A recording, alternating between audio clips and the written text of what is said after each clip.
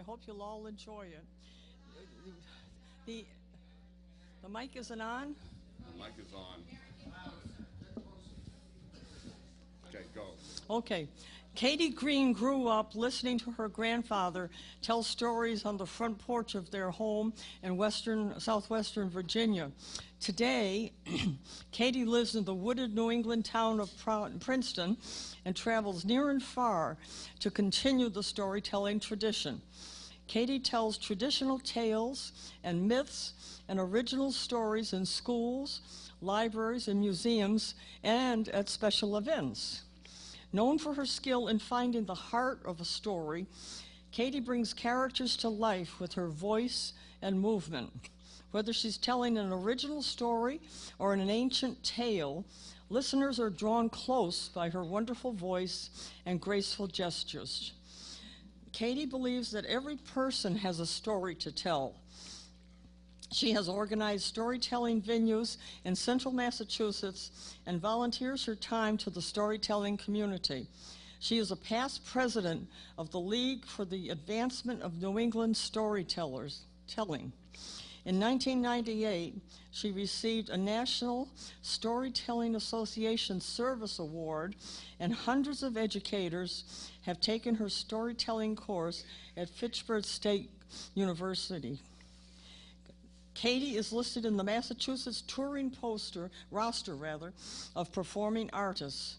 Funding is available for her performance and school residencies throughout the Massachusetts Cultural Council and the New England Foundation for the Arts. We now welcome Katie Green's interpretation and performance of Mrs. Mary Rowlandson. Take yourself back in history. The year is 1691. King Philip's War ended in 1676. Mary Rowlandson's husband died 3 years later, and she remarried shortly afterwards, as was the custom. We are in the home of Mary Rowlandson's second husband, the recently deceased Captain Samuel Talcott of Wethersfield, Connecticut. We now meet Mrs. Mary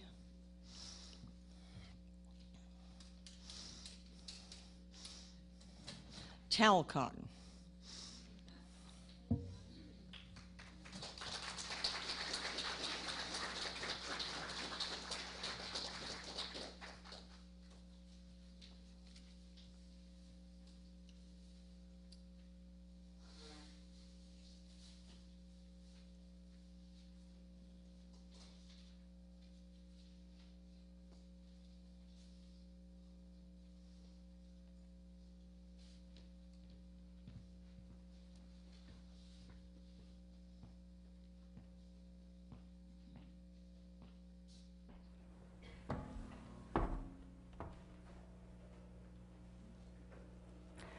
Well, this room is probably where I'll spend the rest of my life.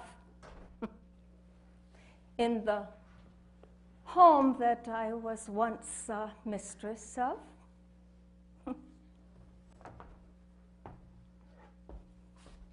Captain Samuel Talcott, you were true to your word. It is as our prenuptial agreement stated. I have this room in the house where once I was mistress. I have use of the kitchen, my favorite pot. I have storage space in the cellar. I have a garden and a cow. I have more than many women my age have. Captain Talcott, you're gone. I'll miss you. We were married for 12 years. But still, it's Reverend Mr. Joseph Rowlandson that my heart returns to again and again. Well, we were married longer. We married young. We had children together. They say the first marriage is for love and the second for convenience. And Captain Talcott, I raised your 7 children, and you provided a fine home for my 2 children for their last remaining years with their mother before they went out into the world. And now you are gone. And I'm alone. I feel tested. I feel that God is testing me. I am afflicted with loneliness, fear of growing old. There was a time when I was young. I had so much. And yet I was jealous of others. I'd look around at those who were afflicted by poverty or illness. And I would wish that I too had afflictions so that I could prove myself worthy of God and His protection. Well, afflictions I wanted and afflictions I got. Pressed down, spilling over, until I learned that it is God. It is only God who protects us. Oh, I will never forget that day, February 10th, 1676. Before I even opened my eyes, I smelled the smoke. I heard the gunshots.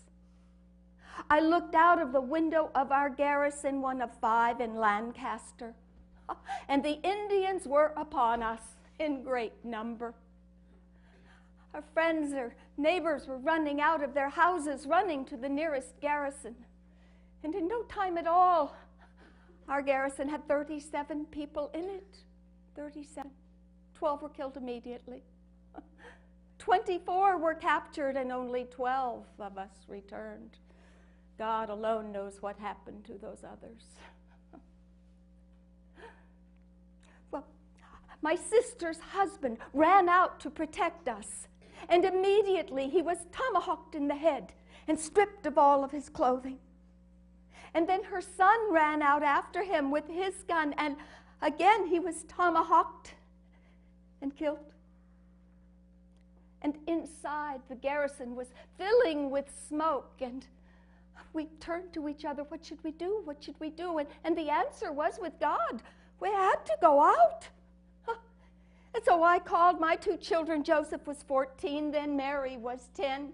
I picked up young Sarah on my hip. She was 6, and I grabbed one of my sister's children, and out we went. No sooner were we out than Mary and Joseph went one way with some Indians, and my niece another, and then a shot went right through young Sarah's belly and through my side. And I heard my sister's voice screaming in the background. She stood in the doorway with her arms reached out to the heavens, saying, "Oh, Lord, let me die with them." And no sooner were those words out of her mouth than she was shot, and she lay dead on the threshold. Oh, it's a terrible thing to see good Christians wallowing about in their own blood like sheep being killed by wolves. And then there was a savage by my elbow, and he said, "You come." I said, "You'll kill me."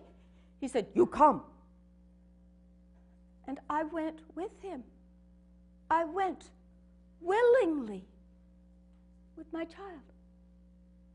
Now, the summer before that August, Sudbury had been attacked on a Sabbath.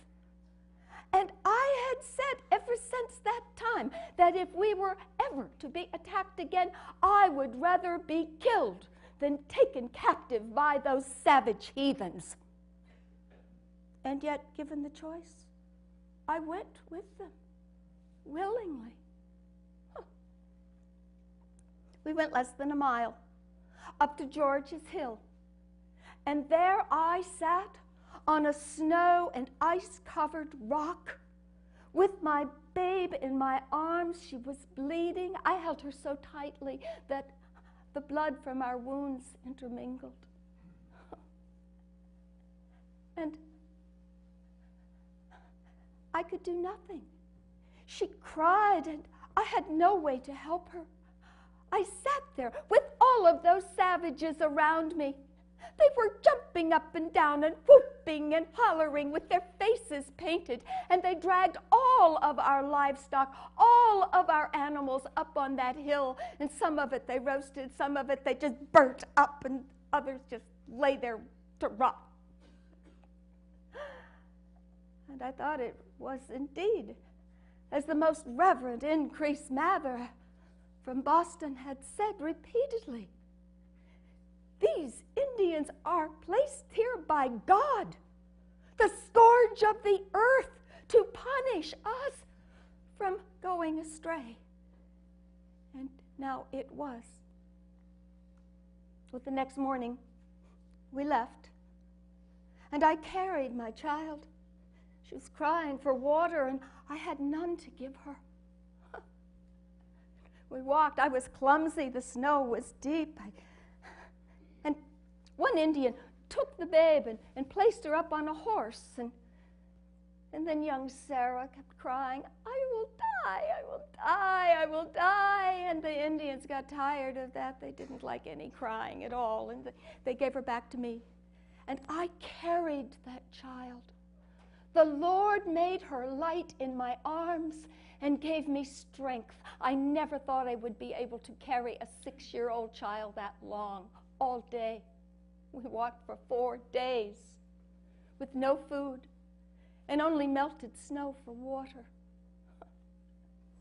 And then we came to Mennemesit, the Indian village, and the Indians there were thicker than trees.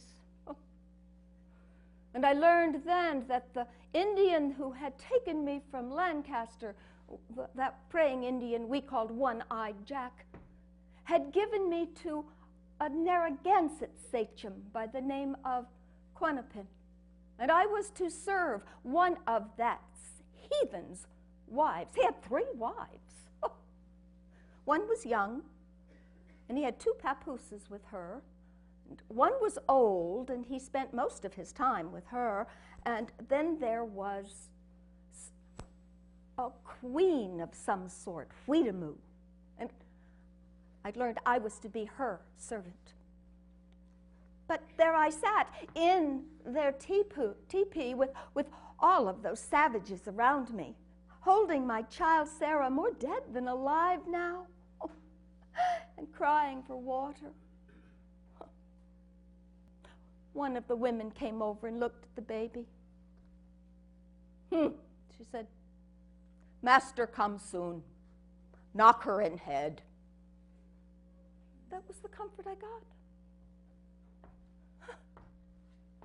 And then one night, one of those squaws said to me, take it outside. And I picked up my child and I took her outside. They must have known that the babe was going to die that night, and they didn't want the spectacle inside the wigwam.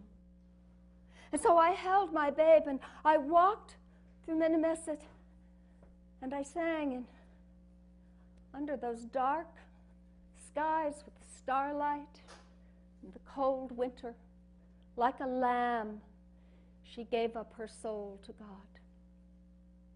She lived 9 days after she was wounded. 6 years and 5 months old.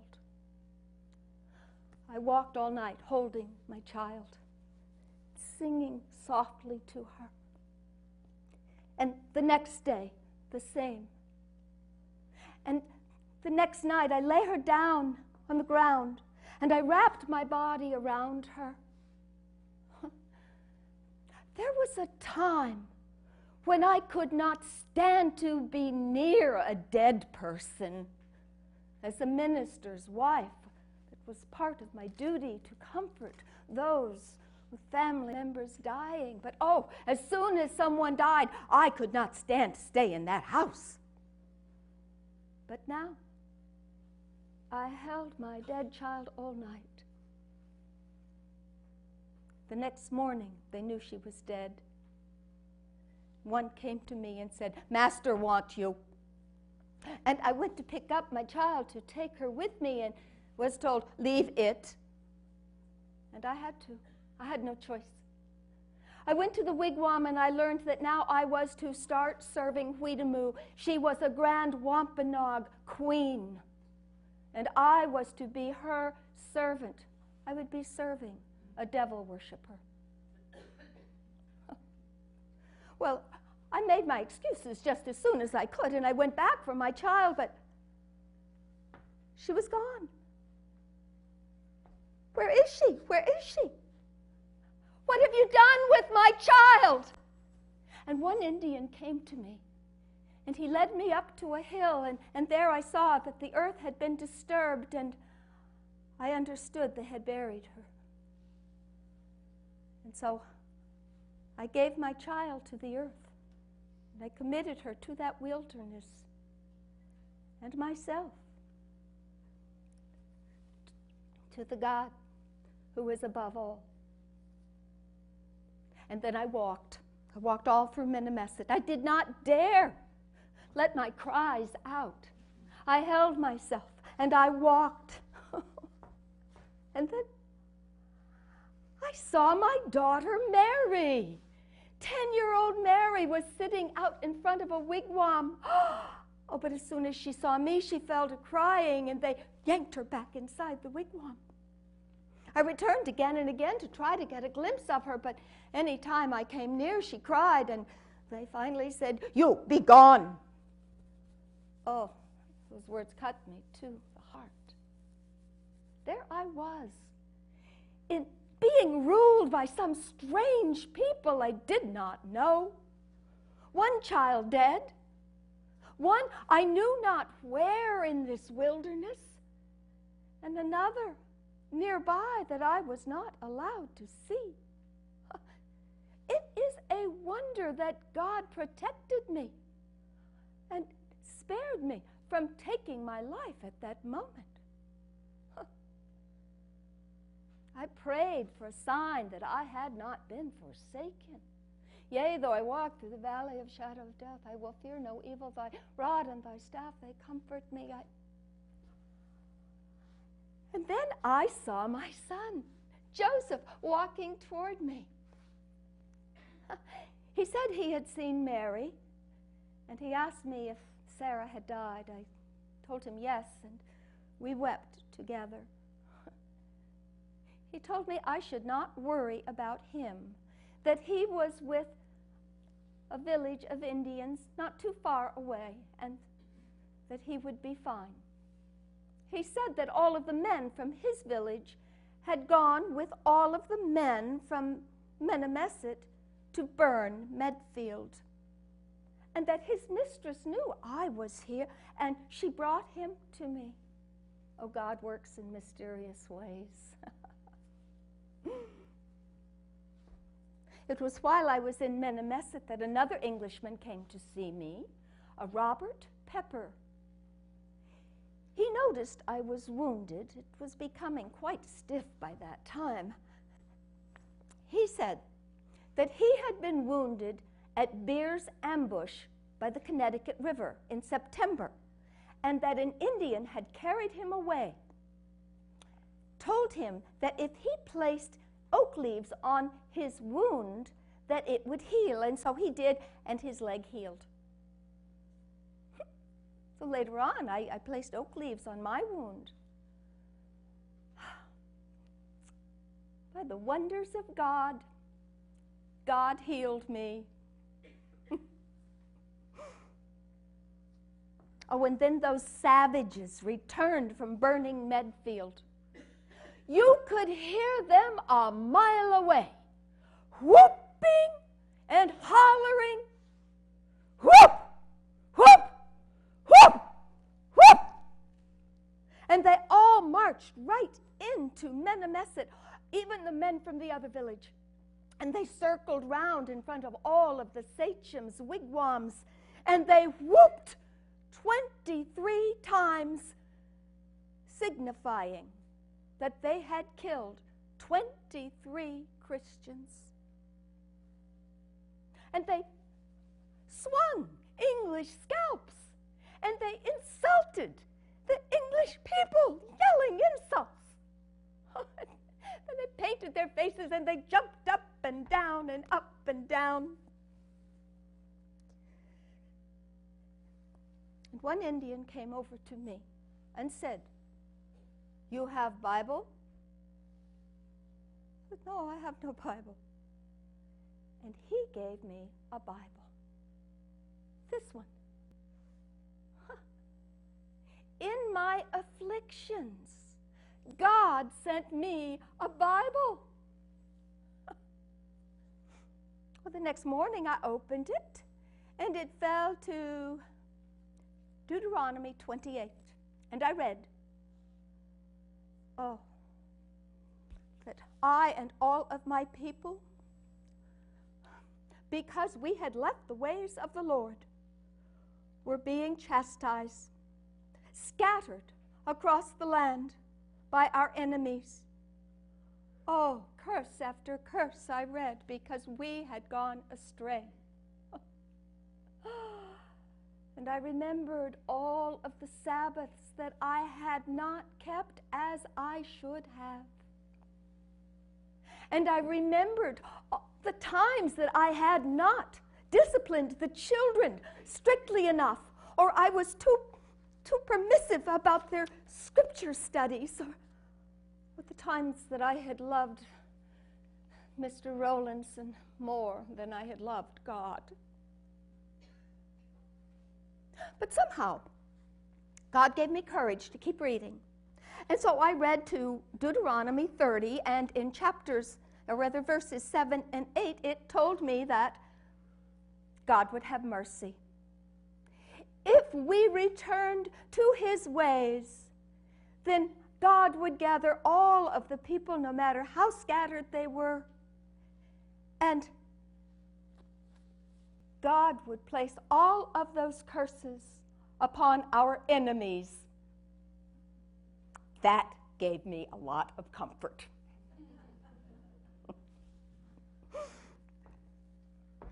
Well, the next day we were to leave. They would remove themselves after any sort of attack or mischief with the English. But before we left, I said to my master, "There are other English here in the village. Could I please go and say goodbye to them? As a minister's wife, it is my duty." And he allowed me. Of course, they could not see Mary, but I did visit Goodwife Jocelyn, and she had been captured from our garrison. And Goodwife Jocelyn pleaded with me, begged. "Run away," she said. "Run away with me." "Run away," I said. There she sat, with her 2-year-old child on her lap, and her belly swollen with a new babe to come any day. "Run away," I said. "And where would we go? We are in the middle of the wilderness. The Indians would catch us and kill us. We cannot run away. Even if the Indians did not catch us, the wolves would kill us. We can't run away." And I gave her my Bible, and I said, let's read. And she opened it up to Psalm 27. I read it for her. "Wait, I say, on the Lord. Have courage, be of good heart. He will give you strength. Wait, I say, on the Lord." There were 9 English in Minnesota, and we left. I went with my group. We went north. Some went south to join the Narragansetts. Others went west to try to buy gunpowder from the Mohawks near Albany. And I was the only English in our group. We traveled days without seeing a wigwam. We were mostly women and children and old people. Some of the people were so old that the men made beds for them and they carried them on those beds. And when we'd go up a hill that was too steep, they would take them and they would carry them on their back. Well, they carried everything on their back. And the women carried most things. Oh. As we traveled, we'd dig for ground nuts. We were so hungry, so hungry. Whenever they would attack a place or come across some food, they would roast it and it would be gone immediately. And I became just as savage and wild as they. So hungry was I that I would take a piece of meat and throw it in my mouth, and even if it burnt my mouth, I would gladly do it again. But as we walked, we dug ground nuts, acorns. One day I found 2 ground nuts and 3 acorns, and it was a feast for me. Oh, they would eat anything, anything. The first week I was with them, I did not touch any of their garbage. The second week, any time it got near my mouth, my stomach would turn. But by the third week, God made that which had been abominable to me sweet and tasty. Oh, the wonders of God. Well, our small group expanded and contracted as we traveled and met up with other traveling people. And it was in one of those groups that I ran across one of the English boys from Mennemeset. And he told me what had happened with Goodwife Jocelyn and her sad ending.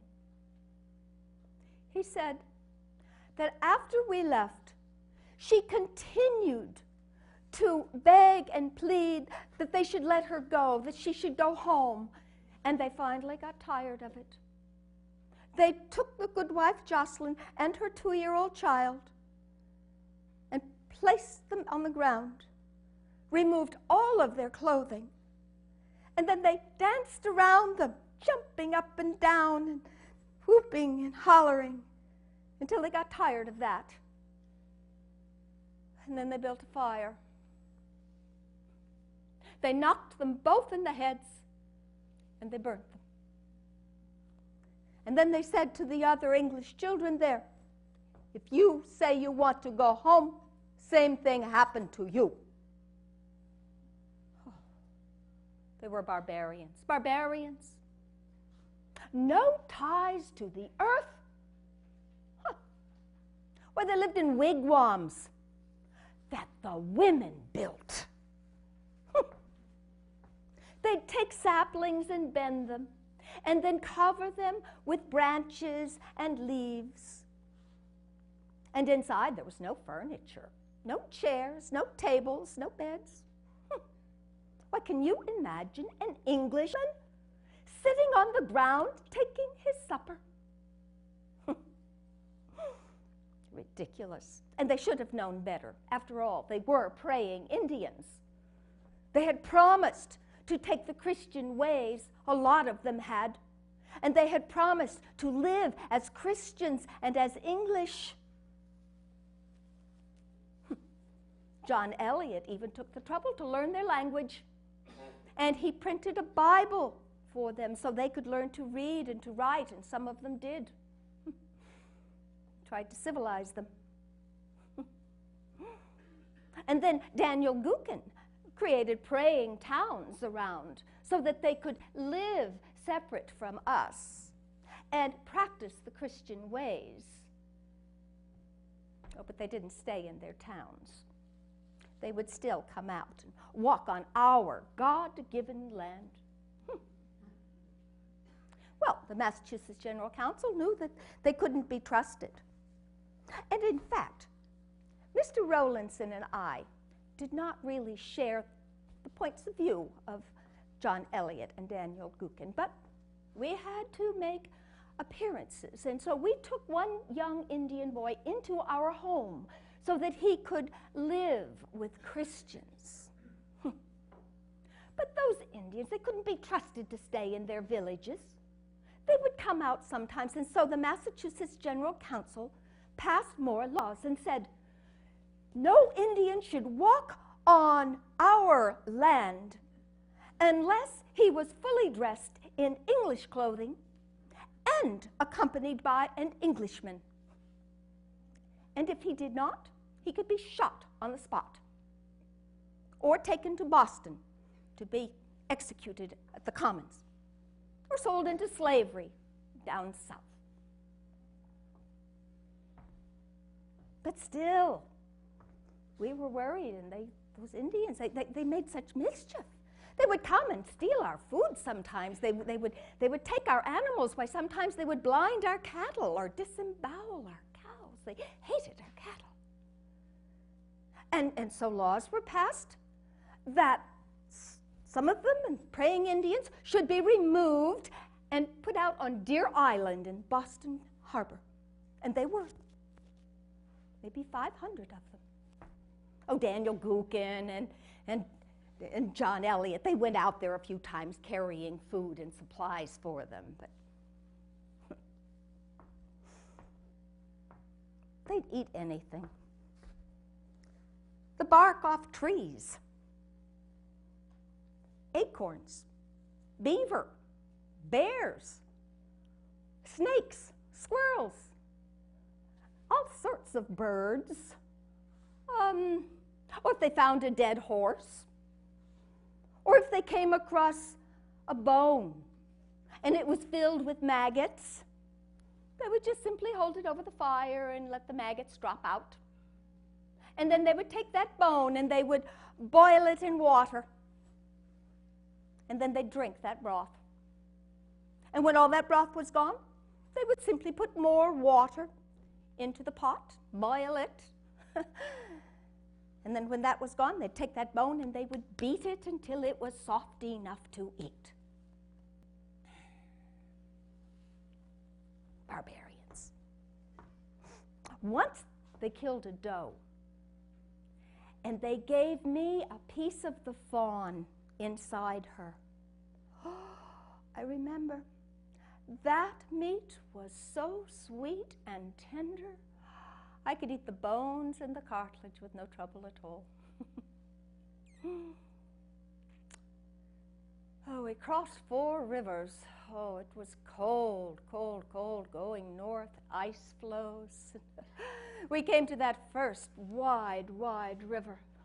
And immediately all the women fell to making rafts.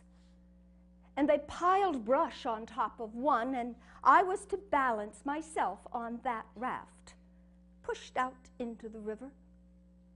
And I crossed. Not even my feet got wet. But there were other savages who walked right out into that cold water waist deep to crawl upon a raft. And some of them sat on the raft that I was on, and it would sink, and they were sitting in water up to their thighs.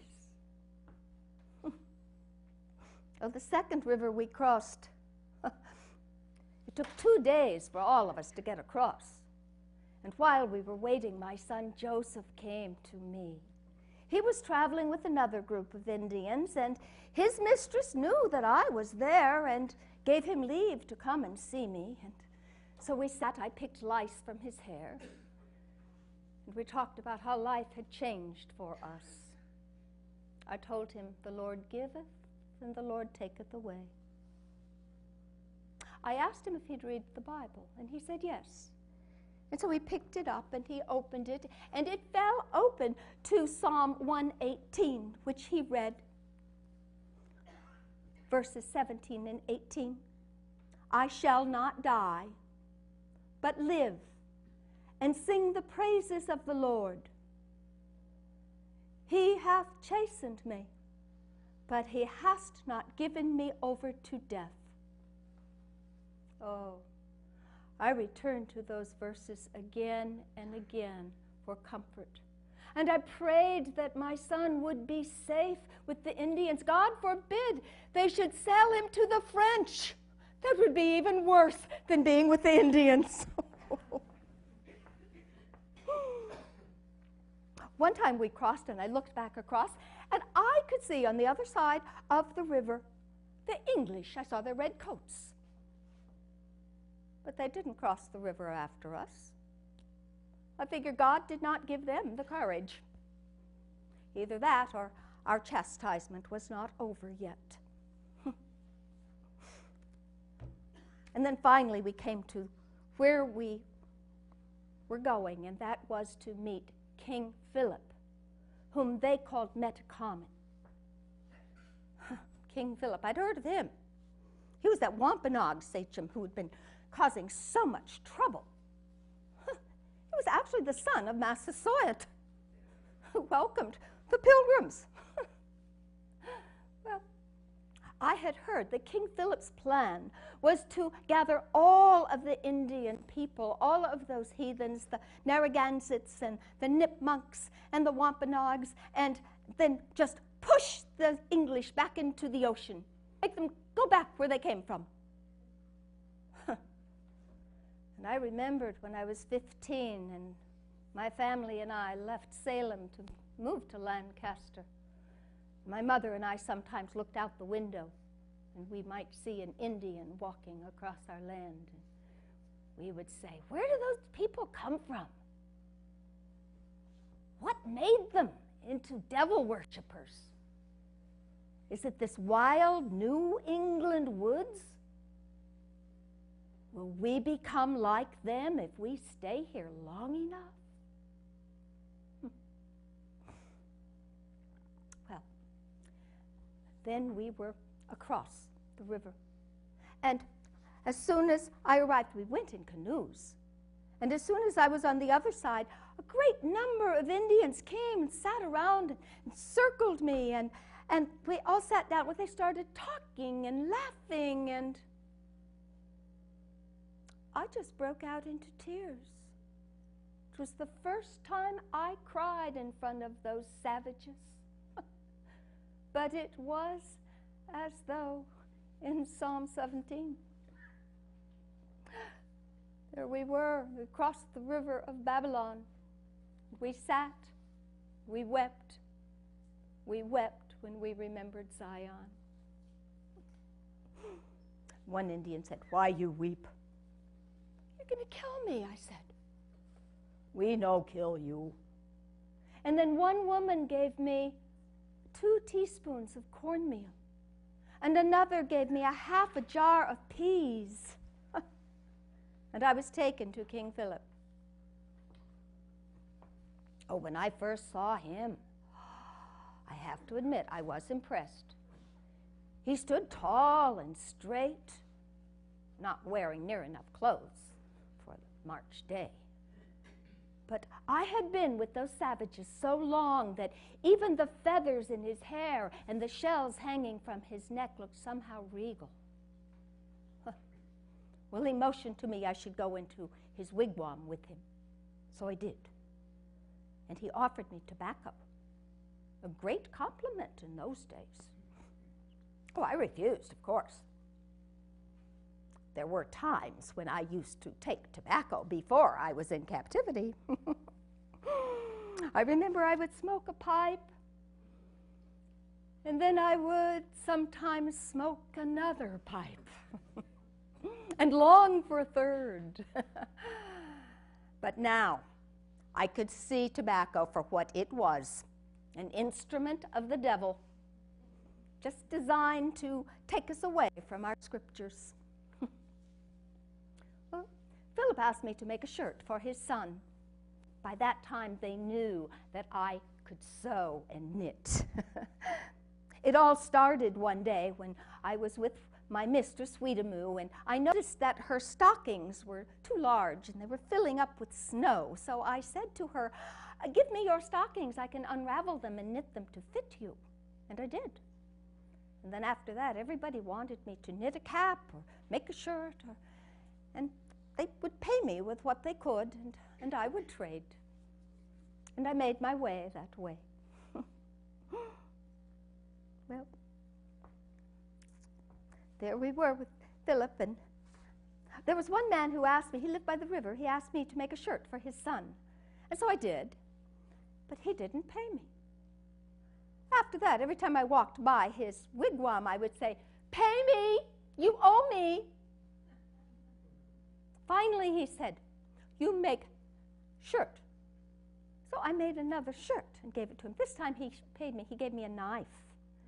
And I took that knife and I gave it to my master to please him, and he was pleased.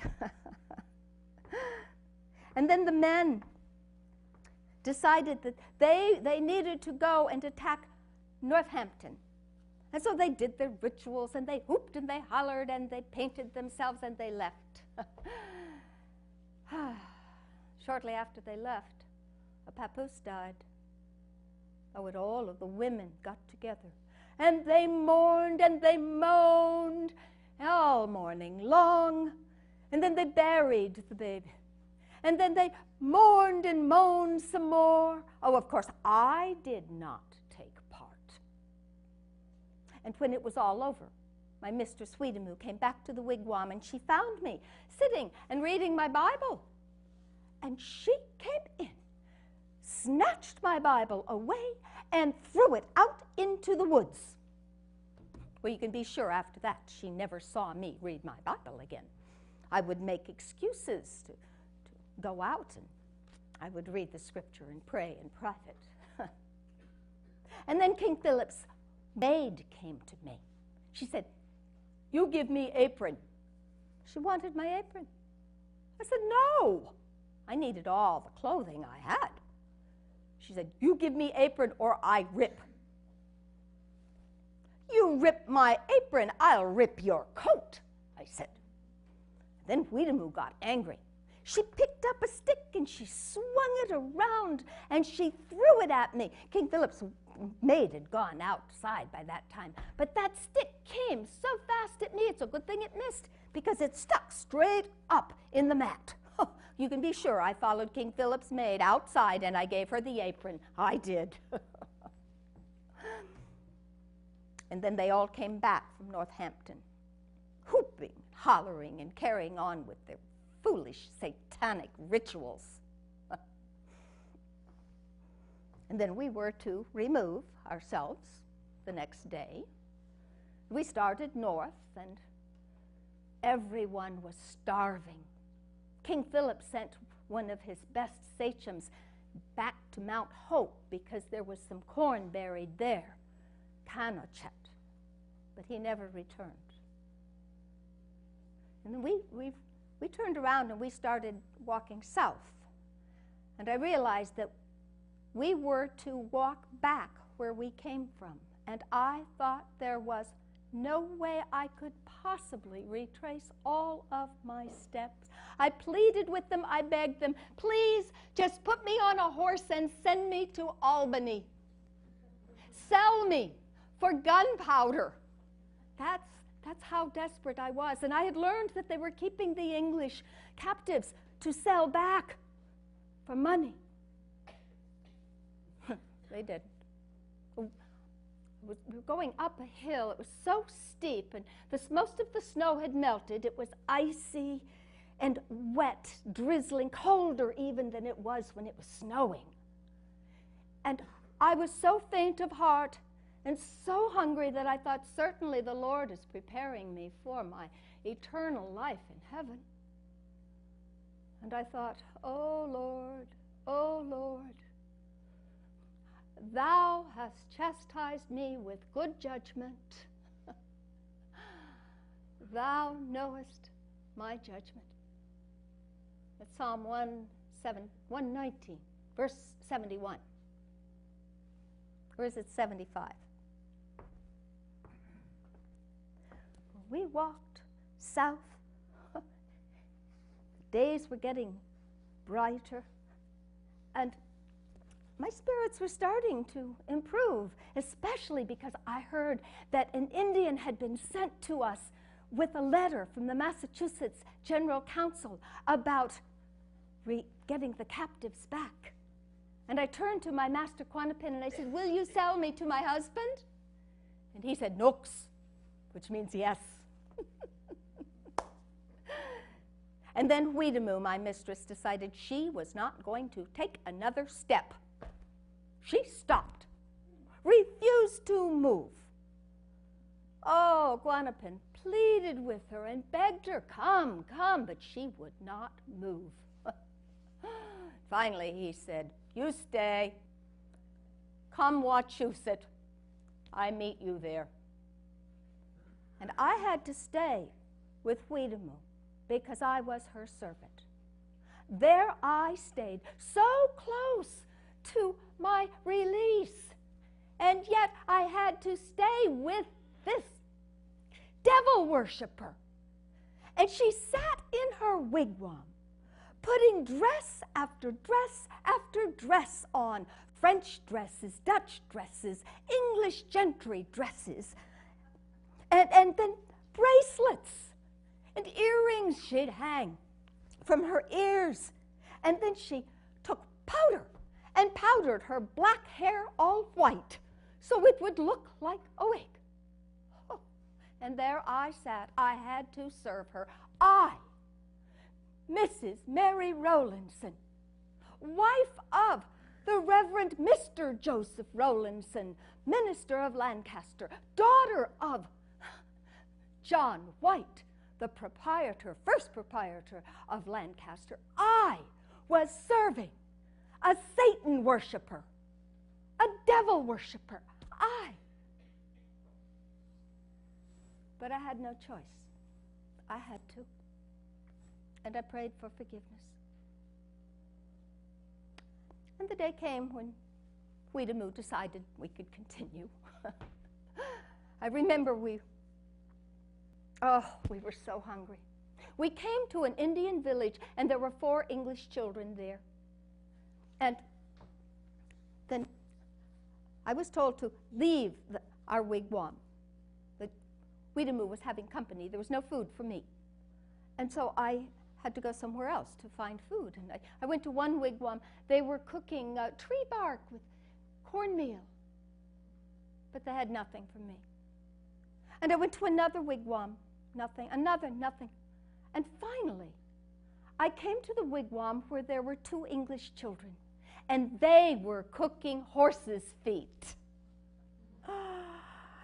An English child was laying on the ground with his piece of horse's hoof, and he was mewing and slobbering on it and crying, not eating it. Well, I quickly ate my piece. It was good. And then I was so hungry that I took that piece of horse's hoof from the child, and I ate it too. And it was good. May God forbid me. I went back to our teepee, our wigwam later. They were angry. They said I'd embarrassed them by begging. I said, huh. They said, if you don't stop begging, we'll knock you in the head. I said, well, you might as well knock me in the head as starve me to death. I said, I did. Oh, this time we crossed those rivers, and one river I walked right through, just like they did. It was so cold I thought I'd be cut in 2. And then finally, I remember we were walking across a swamp, and I could see the hills of Wachusett in the distance. I heard the mourning doves singing. The swamp, I never knew how deep that water would be, how deep I'd sink. The twigs were pulling at my skirts. Then I felt a presence by my elbow, and I looked, and there next to me was Philip. He said to me, soon you be with husband. I said, yes. He said, yes, soon you be mistress again. Oh, I thought I could fly across that swamp. Till I took a few more steps, and the twigs pulled my skirt and nearly tripped me. But then we came to a spot near Wachusett, and we stopped there. There were many, many Indians there.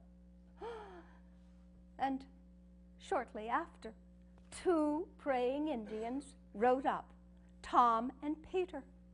They had been released from Deer Island to help negotiate the release of the English captives. Well, I ran right up to them. And even though they were Indians, I held their hands. And my heart was so full of joy I could not speak. One of them gave me 2 biscuits that my husband had sent to me, and some tobacco, which I quickly gave away. Oh, there was one Indian, as soon as I had given away all of the tobacco, he said he wanted more. And I said, well, I'll give you more when my husband comes. He said, hang the rogue. And then in the next breath, he said, if 100 English come with no gun, they be welcome. You never could tell what those people would say. Well, I asked the praying Indians, Tom and Peter, if they had heard anything about my husband. I'd been asking everybody the whole 11 weeks and 5 days I had been with them. Have you heard anything about my husband? And they said, well, Tom said, he's well. And Peter said, he's melancholy. Melancholy, that was music to my ears. I had been told my husband was dead. I'd been told that he thought I was dead and he'd remarried. One of them told me that the king told my husband he could have any woman he wanted. And still another said, oh, he dead. He made good meat. I had 2 fingers. Oh, the lies they'd tell. Never knew. Well, all of the sachems declared that they were the grand court, the general court, and they called me to them. I went to that wigwam and I sat down, as was the custom, but they said, no, you must stand.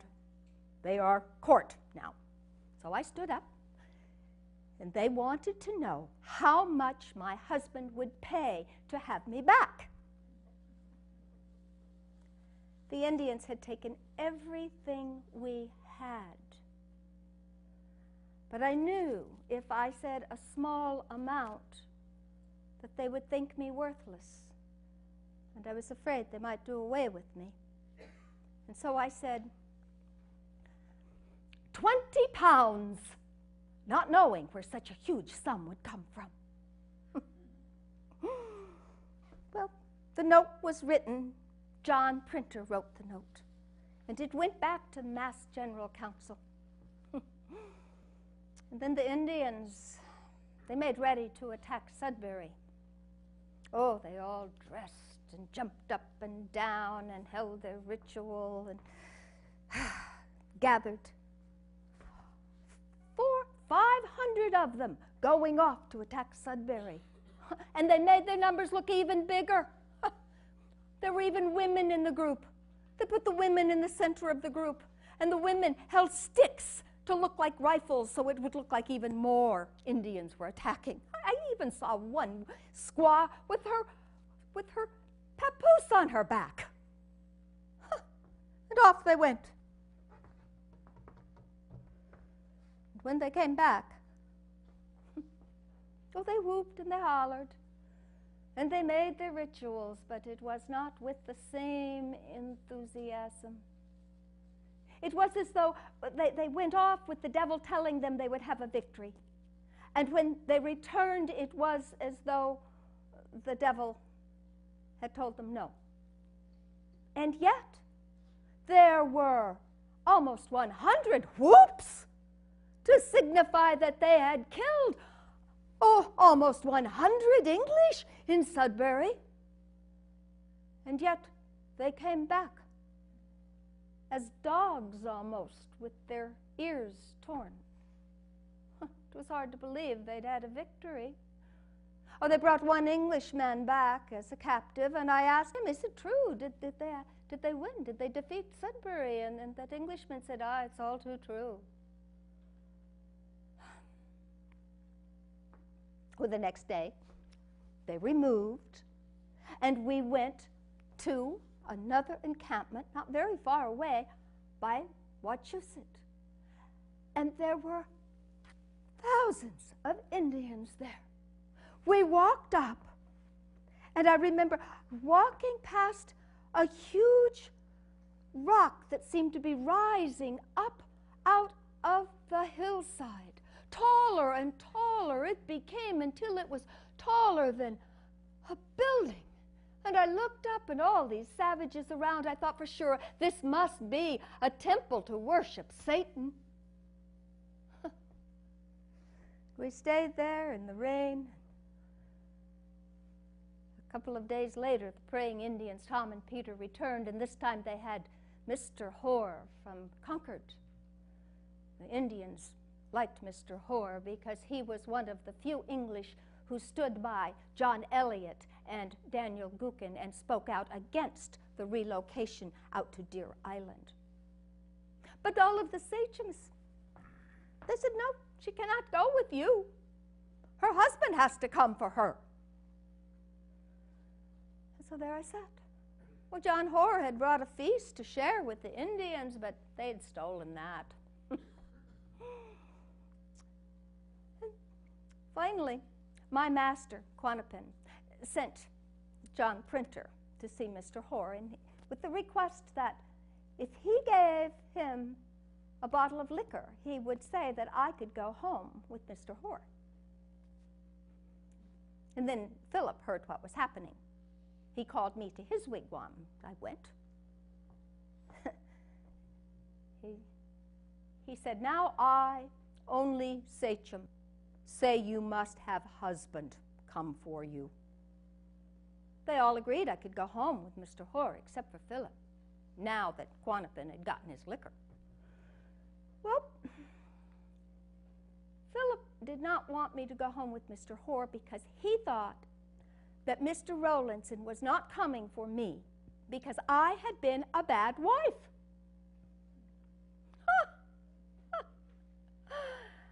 He was going to put in a good word for me. For me.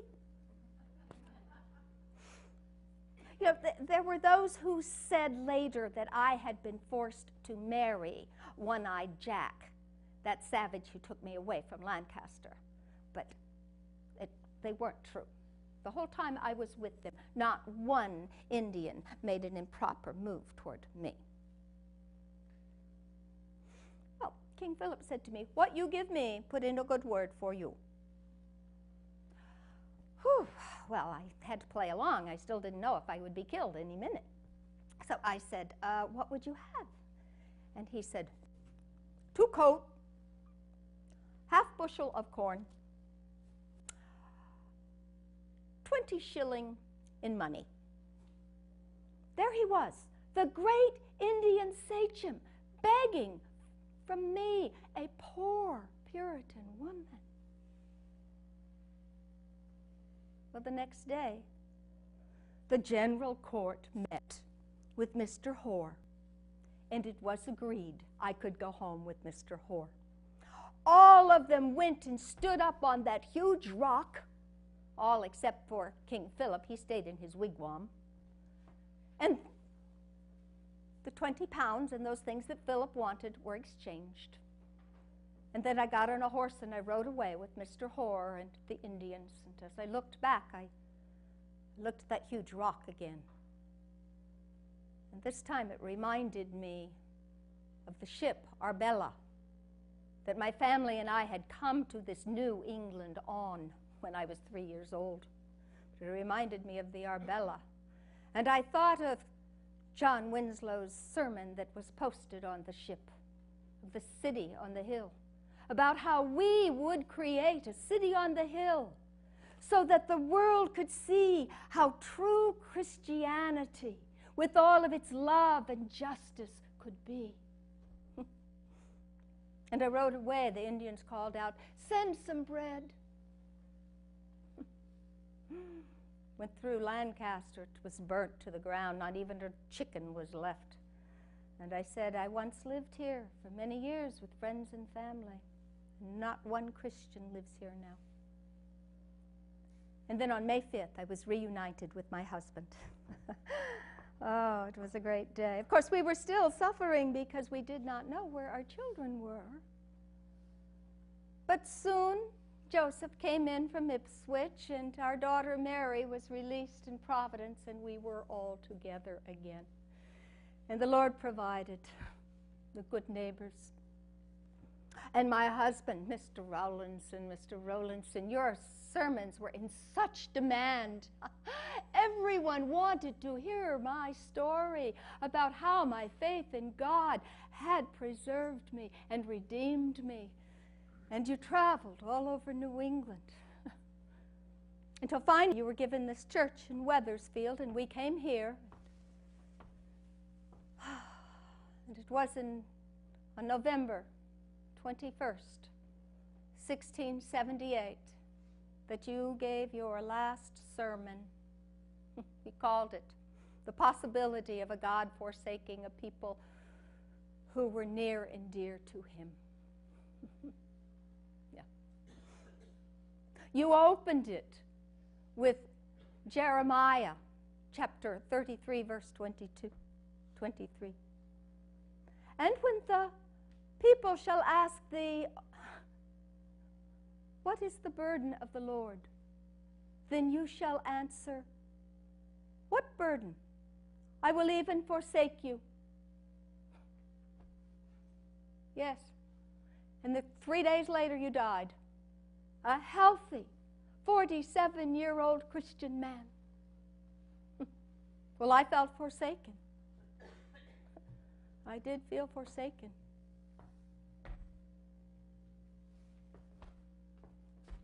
God prepared me well to bury 2 husbands.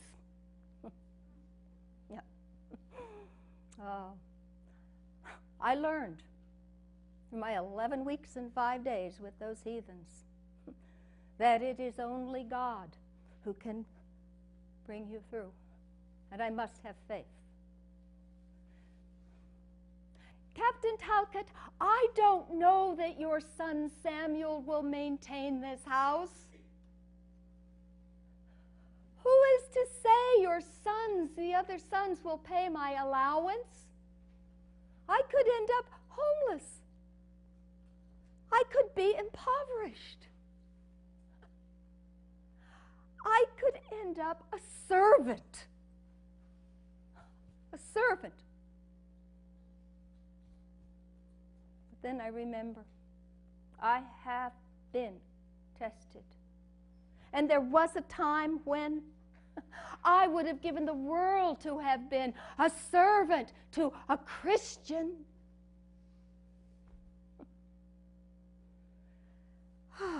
So it is, as in Exodus 14, verse 13. Be still and know the salvation of the Lord. Be still, Mary. Mary, be still. Be still. This is nothing but a shadow. Be still and know God.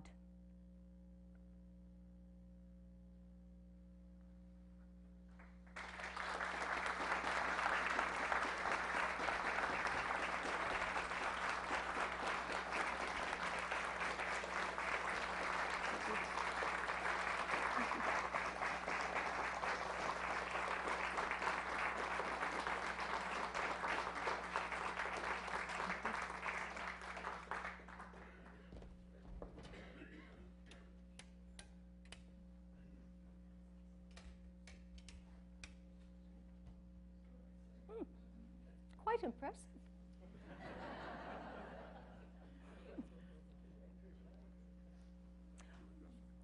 Yes.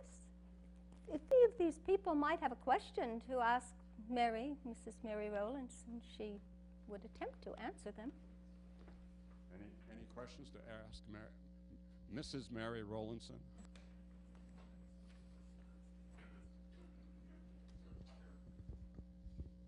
It was excellent. It was excellent.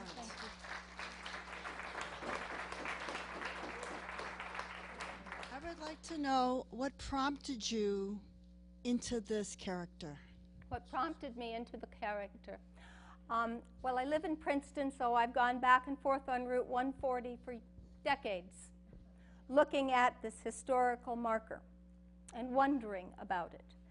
So a few years ago, Princeton asked me to create a historical story for their 250th year celebration.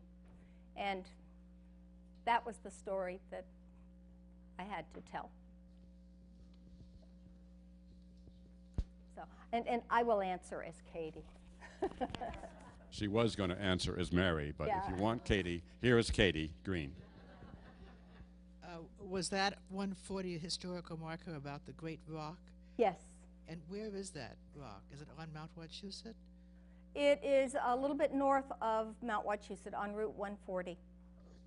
It's right there. If you take Route 2 out, if that's the way you would go, and then head south on 140, you will see the marker, and the rock is on your right. If you come through Princeton and go north, it would be on your left.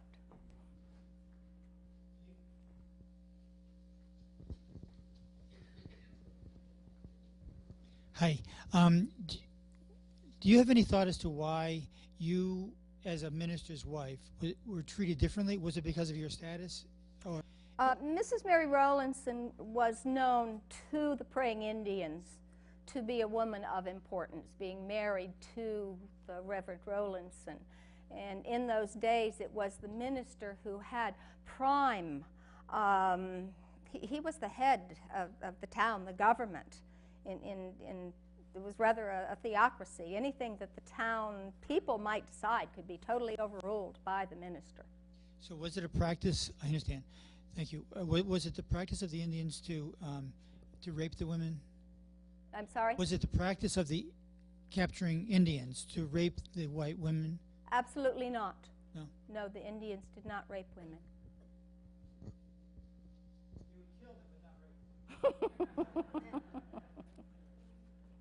Any other questions? Yes.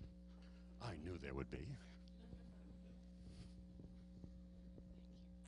Could you give us some idea of the sources that you used for your story? Yes, I do have a copy of my bibliography, and you're welcome.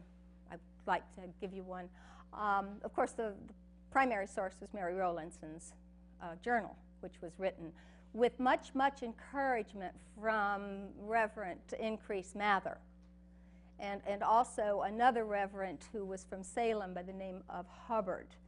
Mather and Hubbard were both in competition to see which one of them might be able to create a book that would tell the Puritans the importance of keeping the ways of the Scripture.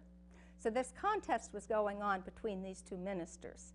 And Increase Mather was a visitor often to the Rowlandson home, and was one of the people, who, I'm sure, who encouraged her to write this. She wrote her memoirs several years after her captivity.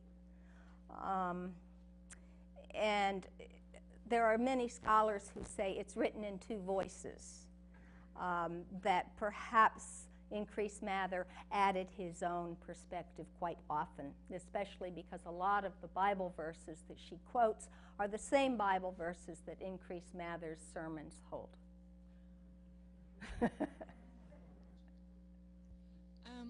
Not being from around here, I'm not from across the pond, you know, those people who lost the war. But I'm not too familiar with praying Indians. Could you explain a little about that? The praying Indians were Indians who promised to keep Christian ways and to leave their way of life, but become Christians and live as English. And because the Puritans felt that their pure Christianity might be tainted with the presence of these heathen rituals, they felt it necessary and desirable to make praying towns where they could live, the Indians, the praying Indians, could live and practice Christianity and practice being like English. They were, in fact, the first Indian reservations. Of course, it was not looked upon that way.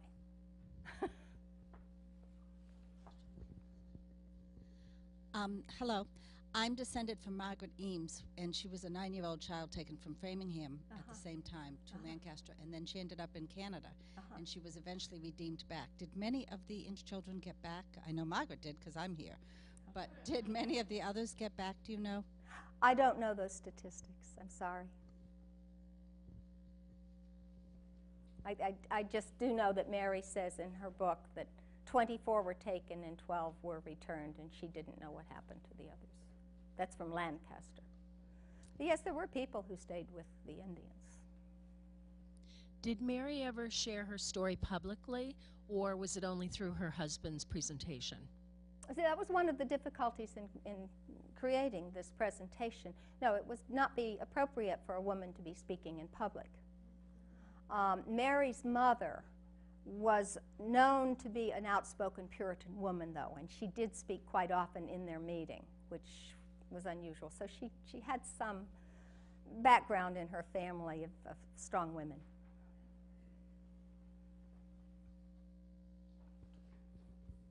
I think the book, The Diary of Mary Rowlandson, can be bought nowadays. Yes. Yes. Yes. And it was a big bestseller back when, I don't know what year that came out. Was it 1682? Yeah, not long after. Yeah, yeah. Now the interesting part, that was America's first bestseller, and a bestseller in England also. But the interesting part about that is that it was printed at Harvard University. And remember that the Puritans founded Harvard about 7 or 8 years after they got here. But it was probably printed by John the printer, who worked at that place.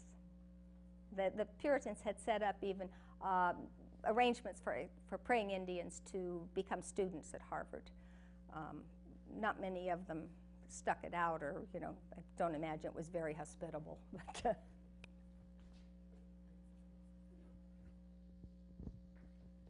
It sounds like all of your traveling was done during the winter.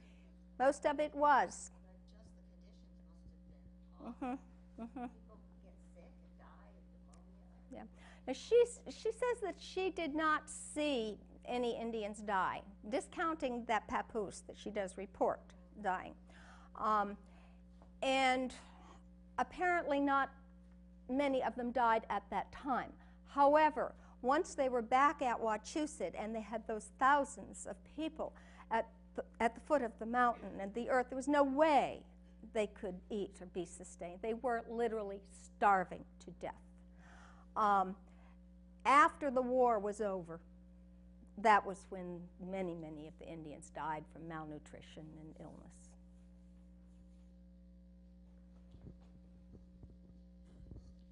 Isn't that the reason that they came back dog-eared from Sudbury, and that they had been militarily successful, but they did not bring back as much food and supplies as they thought they could? Yeah. That plus, King Philip had planned on Sudbury being the epitome. That was going to be the event that sent those English back. And while they were successful in killing, I think, 73 or 75 people, it was clear to the Indians that they hadn't destroyed Sudbury as they wanted, and that the English were sending in more and more people to Sudbury, and they knew at that point they had indeed lost the war. And after that, there were minimal skirmishes as they fled south in different ways.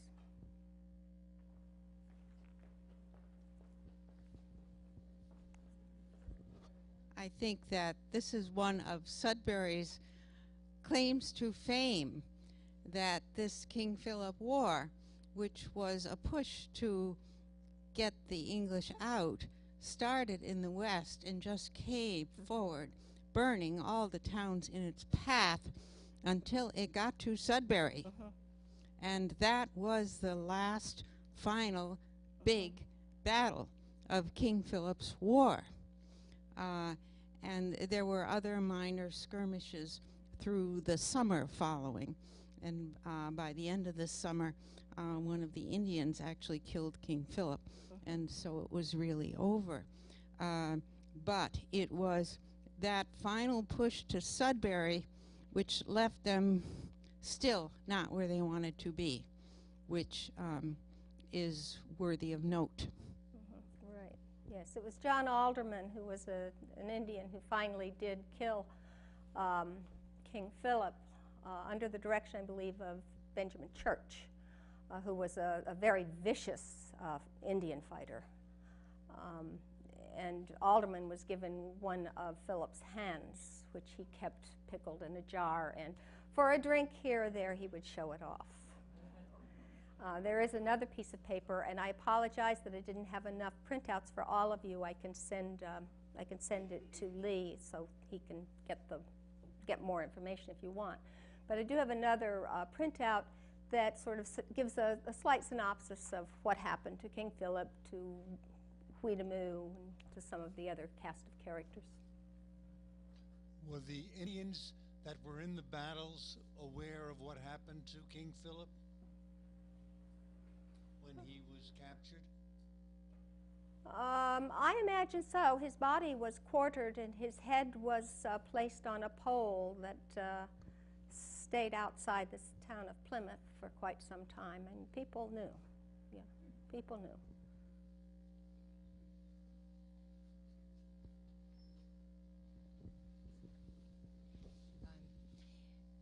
Does Mary Rowlandson give any type of personal detail on King Philip, most particularly as to whether he had any children at any time? Yes, yes. She says King Philip had 2 children. Yeah, but at the end of the war, there was only one mentioned, and that was a boy. And so when King Philip's wife, who was the sister of Huidamu, when King Philip's wife and son were captured, there was a great to-do about what to do with them. And supposedly they were sold into slavery and sent down to the southern islands. There are some Native Americans who say that the boy managed to escape.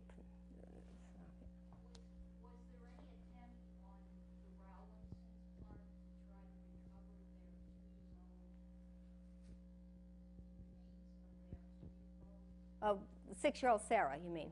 Yeah. Yeah, she was 6. Not that I know of, and New Braintree still, claims that burial spot for young Sarah. Yeah, and the Rowlandsons did have one other child, which you mentioned, that did die when she was around 2 years old.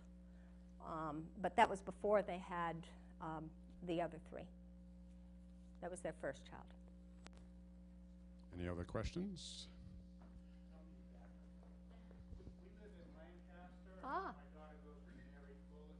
Yes. After the appearances in Princeton, the Lancaster Library was the first town to bring Mary Rowlandson in. Yeah, I have not done anything at the school there. I'm getting more and more requests for appearances at the school, at different schools, especially because it ties in with colonial history that the students are expected to study now. And I'm in the process of trying to raise money so I can write a teacher's guide, because the teachers really, in their school, they're not given much about this. This is a bit of our history that we have tended to not want to look at. I guess I'm confused because there was a book written about a woman, Mary, who was abducted by the Indians. She was pregnant at the time. She had the baby while she was on the, marching, like you said, during the winter. But she actually escaped and made her way alone back to where she lived. If you find out the source of that, I would love to know. Of Haverhill? Mary Dunstan. There's in the middle of the river, there's a statue. And was she abducted during the King Philip's War or later during the French Indian? Later, that's right, later in the French Indian, yeah. I think the book she's talking about is called Follow the River. And I think it's based on fact, but I don't think it's 100%. Excuse me, this is being videotaped and we need to get the microphone to you. Oh, it is? All the cameras are hidden. Okay. I read a book just because I like historic fiction called Follow the River, and it's I think it's called the Mary Ingalls story, nothing to do with Laura Ingalls.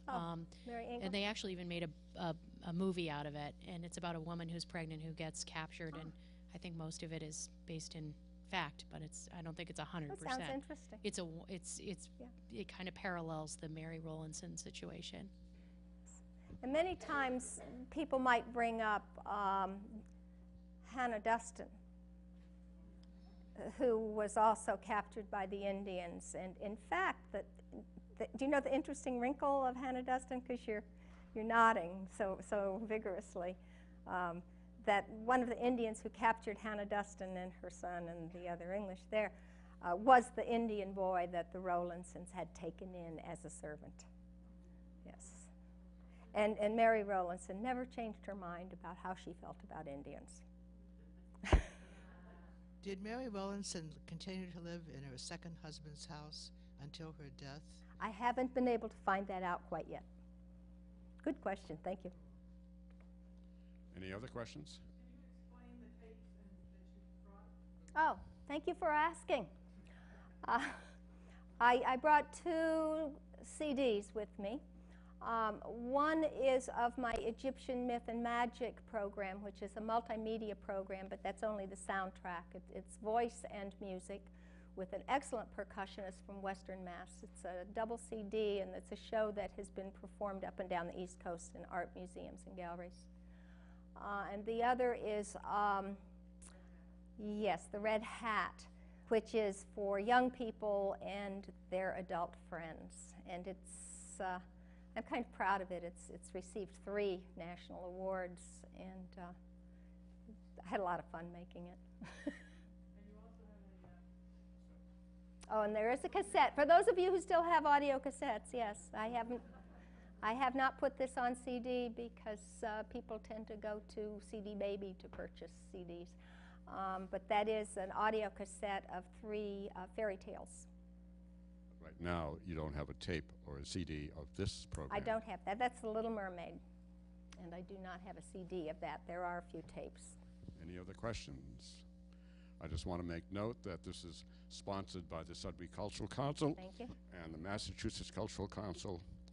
And as you'll see the signs here, we wish to thank our business members, Cavecchio Greenhouses, Thai Sales, and Wingate, and the continuing support of our members, families, and non-member donations.